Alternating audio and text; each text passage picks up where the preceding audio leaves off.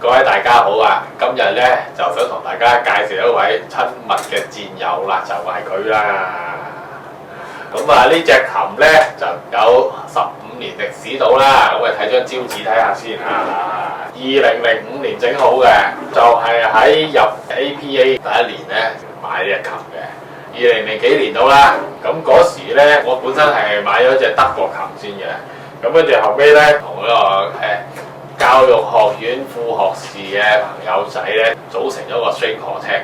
我哋比較年輕啦，就熱情如火啦，好想咧4個人咧都係有阿 Andre 師傅出嘅琴啊，咁於是咧就一齊衝咗上去 Andre 師傅度咧就試琴嘅。咁我就見到一隻幾好聲喎咁樣啦，於是就記住咗。咁啊後尾揾咗老師咧就去幫手睇下隻琴究竟好唔好咁樣嘅。咁於是咧揾咗個機會喺APA 音樂廳食飯冇人嘅時候咧，就走咗將兩隻琴咧就試下啦，即係坐喺下邊啦，然後有人喺上面聽完，然後就聽下隻琴比較好啲啦。咁就發覺咧呢個琴嘅低音咧就非常好，高音咧就生生地，不過咧即係高音係可以調嘅。嗱，大家記呢樣嘢喎，高音可以調嘅，低音咧主宰住低音好唔好聽咧就靠呢個 bass bar 低音量。低音量就喺呢個位嘅，篤住個馬仔呢個位，由呢度嘅伸展都係呢度嘅。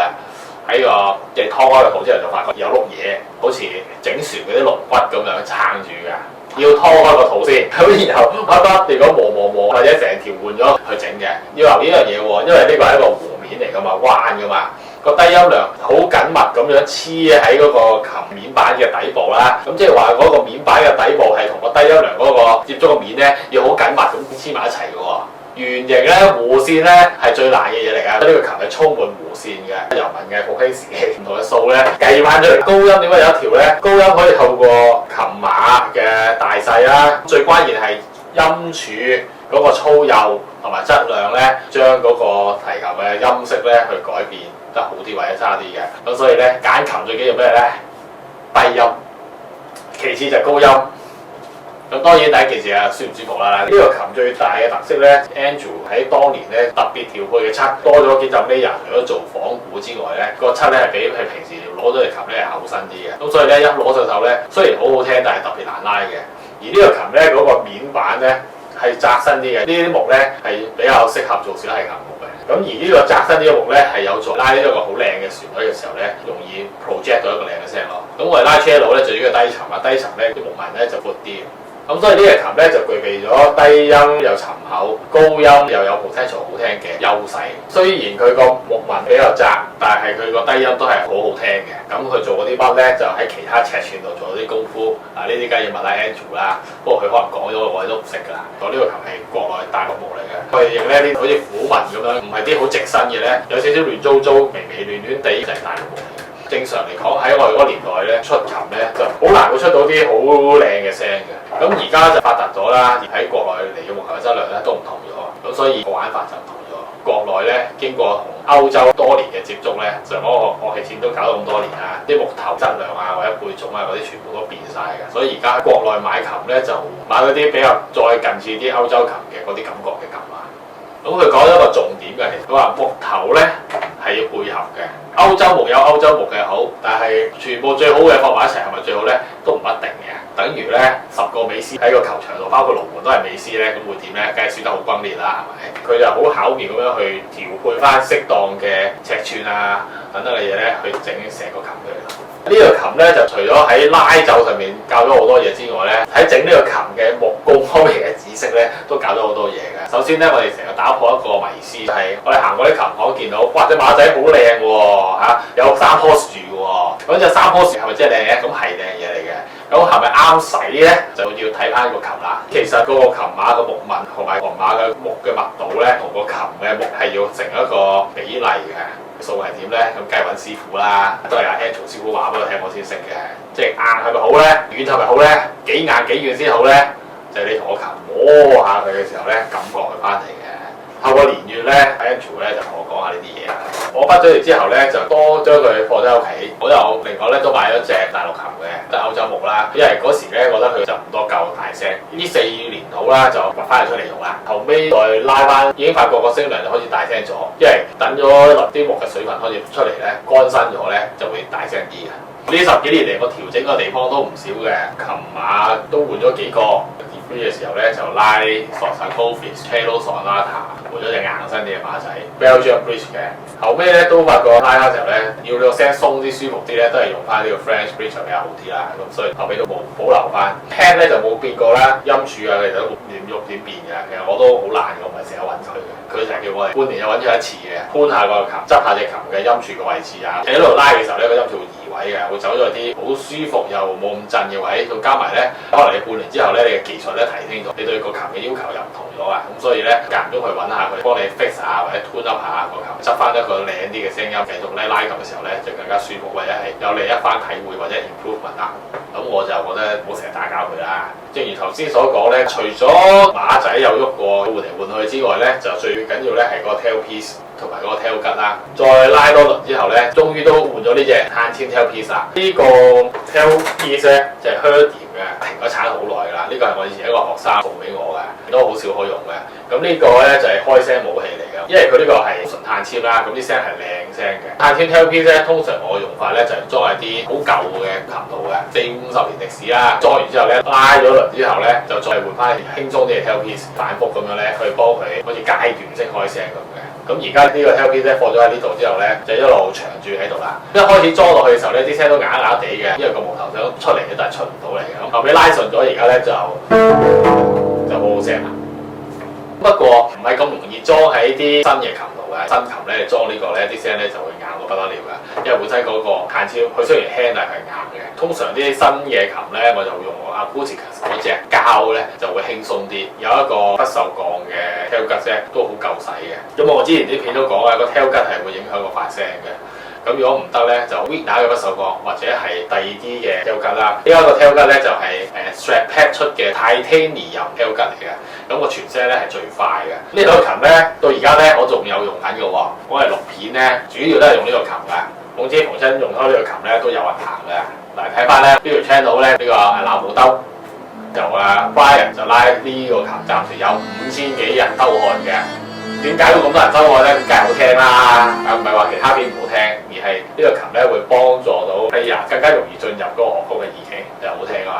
呢10幾年不斷咁砌佢，不斷咁拉嘅之後咧，除咗開咗聲之外咧，個琴咧係輕身咗嘅，攞上手感覺輕盈咗，拉出嚟個聲咧就會鬆啲。加埋每個禮拜好多同學仔咧都嚟同我建立下感情啦。我有啲同學仔咧考試咧都用佢考㗎。用我企過嘅 ，even 咧佢都係 Andrew 度買咗隻琴。呢隻琴係唔同啲嘅，咁梗係唔同啲啦，有10幾年嘅功力㗎嘛，係咪？你使一日拉3個鐘先，咁你拉翻10幾年咧都有一個功力嘅。雖然咧有開聲器，但係咧呢個功力注入去個琴度咧，唔係開聲器可以俾到你嘅。開聲器咧可以幫你急速開咗個聲先，咁你都要將你嘅性格同個琴咧個性格融埋一齊咧先得嘅。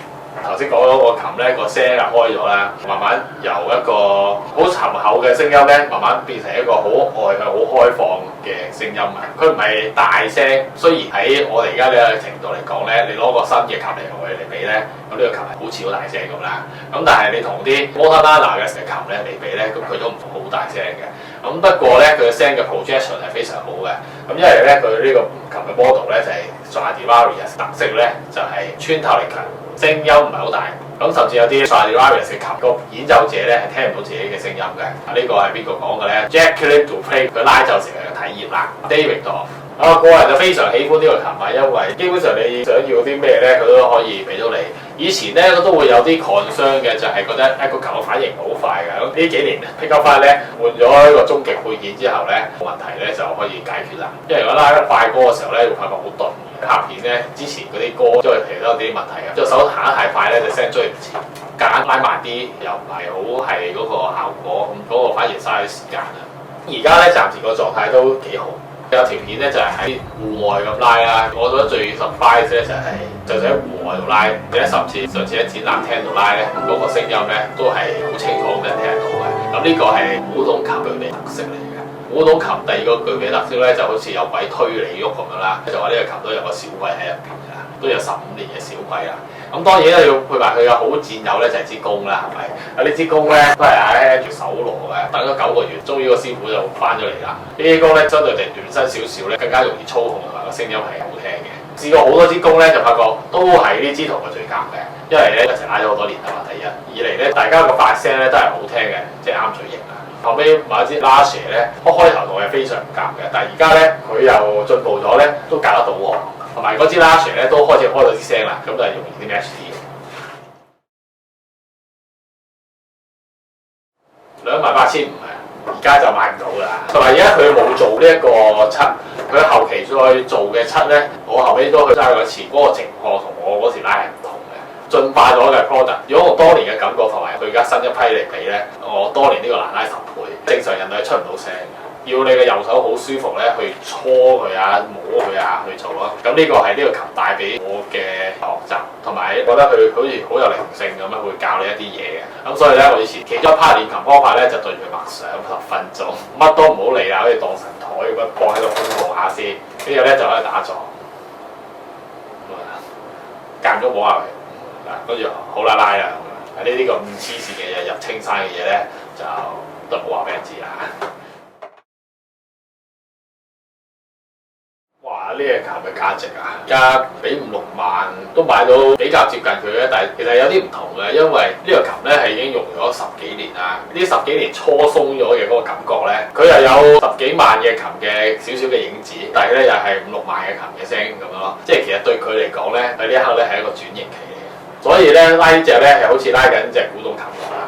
但係由於佢真實嘅年齡得15歲度咧，又未去到一個古董琴，但係拉落個感覺咧，每個禮拜都好似有少少聲音同啲唔同啊！呢啲唔係我講啊，我學生同我講，咦，我發覺可以操控到隻琴，我可以同佢 friend 咗喎咁啊！又或者呢個琴啲聲有啲唔同，同之前我話係啊。顏色就唔使講啦，越嚟越深色啦。Andrew 咧始終係有一個好特別嘅方式去整佢嘅琴啦。佢就喺香港都不遺餘力咁樣去開發唔同嘅整琴嘅方式。我最有印象嘅一個系列咧就係佢嘅 Cremona Series 啦。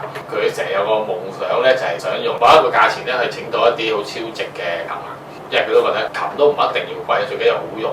咁呢個係當年咧 Cremona 啲師傅嗰啲數據啊等等嗰啲嘢搞埋一齊嘅，即係嗰最終嘅想法或者係目的嚟嘅。咁啊嗰隻琴咧10萬蚊嘅，我拉過一次，我覺得個琴都相當好聲同好抵嘅。而家我諗就有人知啦，5、6年前喺度係非常超值。嗰時試咗10萬，發覺哇20萬咁聲嘅大佬，咁佢就會心微笑啦。要好似 Andrew 咁有資歷嘅師傅咧，就確實唔多。一個識得去感受木頭同聲音嘅師傅咧，就都係難得一見嘅。咁喺度講就梗係唔係得 Andre 一個好師傅啦。我都有啲相熟嘅好師傅嘅，不過咧佢哋主要都係做維修嘅居多。好似 Andre 咁做琴並唔常見㗎。好似佢咁一隻隻咁整咧，產量又唔係多啊。不過咧，我啲學生咧去到咧都總可以揾到佢哋心水嘅提琴㗎喎。能夠同 Andrew 師傅咧呢啲咁有靈氣嘅提琴交流咧，都係我嘅福分。